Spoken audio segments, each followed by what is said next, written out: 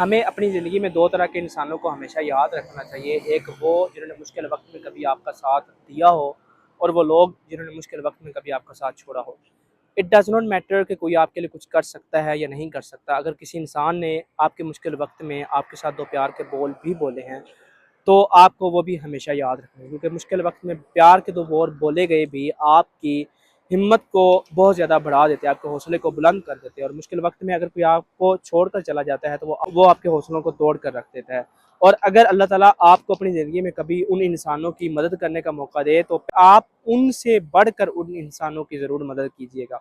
और ऐसे इंसानों को हमेशा अपनी ज़िंदगी में याद रखें और उनको एक ख़ास मुकाम दें। वो इंसान जिन्होंने कभी मुश्किल वक्त में आपका साथ दिया हो, और वो इंसान जिन्होंने मुश्किल वक्त में कभी आपका साथ छोड़ा हो, आप उनको भी हमेशा याद रखें।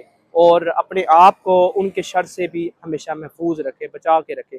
उम्मीद है आज की वीडियो आपको बहुत ज़्यादा पसंद आई होगी। Thank you so much for watching this video. जज़ाकल्लाह।